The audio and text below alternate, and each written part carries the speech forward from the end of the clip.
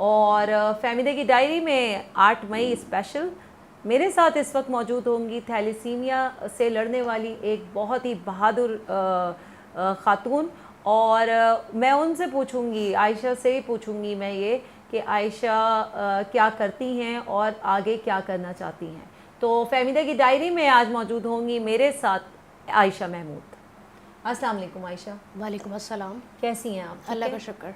अच्छा आयशा, मुझे ये बताइए कि आप थैलेसीमिक पेशेंट हैं बिल्कुल। और ये मुझे बताइए कि ये आपका जो ये ऑर्गेनाइजेशन है फेथ, जी। इसका क्या मतलब है, क्या है ये?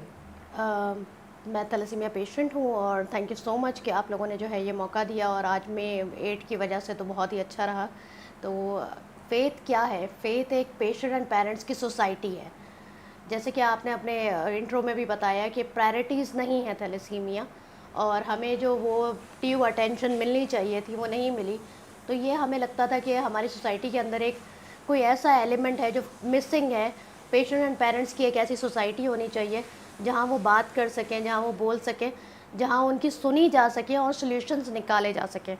तो ये एक शुरू तो आगाही से हुई थी, लेकिन ये टर्न होते होते अब ये पेशेंट एंड पेरेंट्स की सोसाइटी बन चुकी है, जो कि पूरे पाकिस्तान के पेशेंट्स को लेके चल रही है और उन्हें मुहैया करती है डॉक्टर्स के क्लिनिक्स और मेडिसिन, और जो है वो अपना स्टैंडर्ड ट्रीटमेंट प्रोटोकॉल कैसे लेना है और क्या उनका होना चाहिए, ट्रीटमेंट होना चाहिए, और ये सब कुछ फ्री ऑफ कॉस्ट हो रहा है अल्हम्दुलिल्लाह।